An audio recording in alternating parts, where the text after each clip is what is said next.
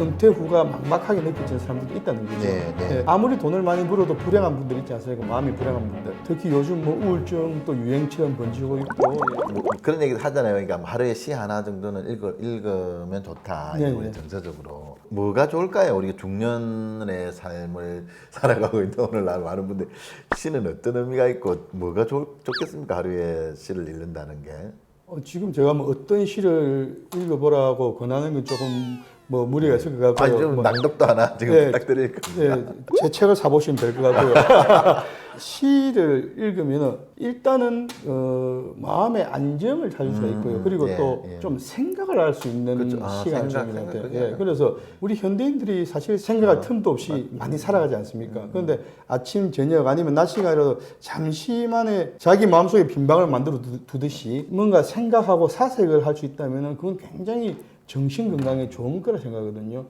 특히 요즘 뭐 우울증 또 유행처럼 번지고 있고 예, 이런 심리적인 치유 효과까지도 시가 가질 수 있는 게 아닌가 그래 생각합니다. 마음의 빈방을 우리가 가질 필요가 있다. 예. 그죠? 저희도 지금 뭐 유튜브를 합니다만은 최근에 일단 여러 가지 뭐랄까 이런 미디어 환경이나 이런 것들이 책이나 이런 것들하고 멀어질 수밖에 없고 그죠? 중년도 마찬가지고 근데 말씀하신 것처럼 이런 시를 읽으면서 생각, 사유, 사고, 사색할 수 있는 이런 내 마음의 빈방을 하나 가진다. 이거 너무 좋은 표현이고 예, 또 그 좋은 것 현대인들에게는 꼭 필요하다 봅니다. 특히 은퇴 후가 막막하게 느껴지는 사람들도 있다는 거죠. 네, 네, 네. 그런 사람들 같은 경우에 자칫 잘못하면은 우울증이라든지 이런 게 올 수 있는 여건을 가질 수밖에 없다는 거죠. 저도 이제 얘기를 들어보니까 또 우리 한세영 시인님께서 이제 현대인들의 어떤 마음 치유, 예, 예. 또 우리 중년들 그죠?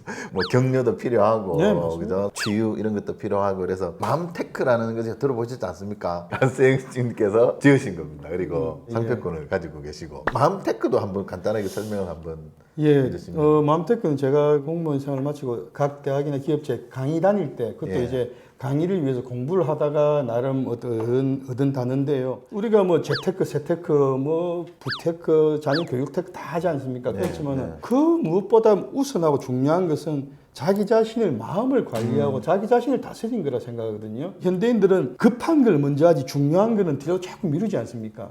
그래서 제가 생각할 때 마음을 관리하는 일이라는 것은 중요한 일이라는 거죠. 예. 모든 것의 근본이 될 수 있다는 거죠. 그래서 이 마음테크라는 것은 현대인들이 살아가면서 아무리 돈을 많이 벌어도 불행한 분들 있지 않습니까? 마음이 불행한 분들. 마음이 행복하면서 현대 생활을 잘할 수 있는 그런 방법. 그런 거라고 저는 주장을 하고 있습니다. 그걸로 강의를 했을 때. 그 하나 제가 낭독을 부탁드려도 되겠습니까? 그러면 물론 다 시가 좋겠지만 가장 좋아하는 또 제하는 이런 하는 시가 있으면 하나 낭독을 하나 부탁드려도 되겠습니까? 이걸로 해보겠습니다. 다르게라는 시입니다. 다르게 매일 같은 하루, 어제와 같은 오늘, 같은 일, 같은 사람. 오늘은 어제와 다르게 살아보자. 오늘은 다른 데 앉아보자. 매일 타는 버스, 매일 타는 지하철, 매일 타는 직장, 학교. 조금은 다르게 해보자. 우리는 언제나 매일 똑같이, 항상 똑같이, 항상 같은 자리, 같은 방향.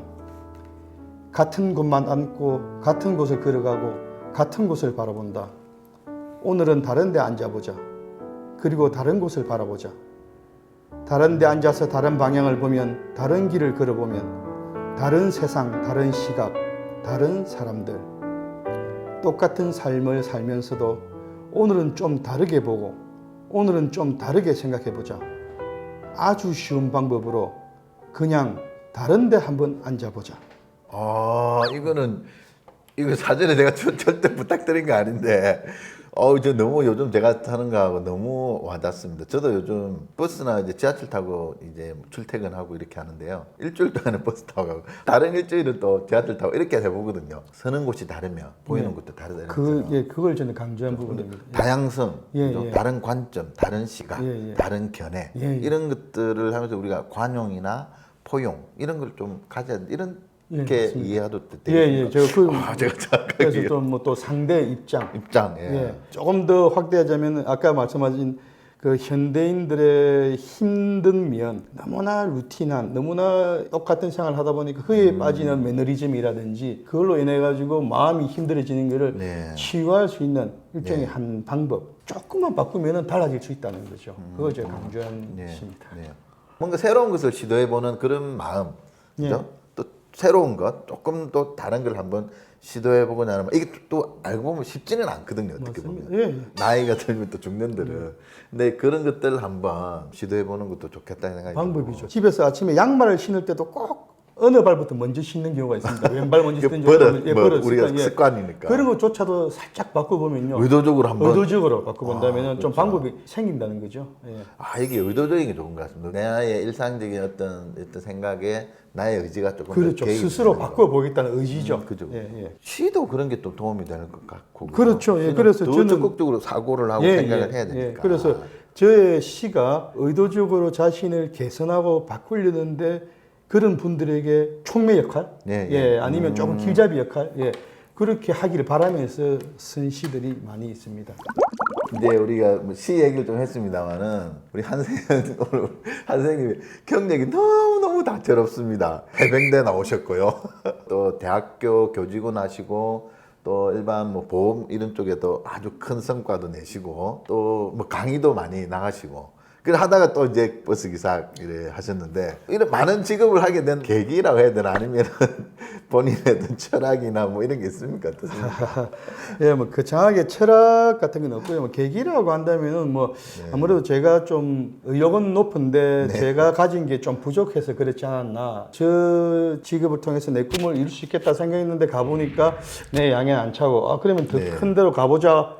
했는데 뭐 거기서 어떤 언밸런스 뭐 이런 거로 인해 가지고 젊은 시절에 조금 욕심 좋게 표현한다면 의욕이나 어떤 미래에 대한 꿈이 좀 강했지 않나 그렇게 하다 보니까 여러 직장을 옮기게 됐는데 지금 생각해 보면은 그렇게 여러 일을 많이 했던 것 자체가 현재 제가 시를 쓰는데 또 굉장히 도움이 되지 않았나. 뭐 억지로라도 갖다 붙인다면은 이 시를 쓰기 위해서 그만큼 직장을 많이 옮기지 않았나 하는 그런 스스로 그냥 이렇게 갖다 붙여봅니다.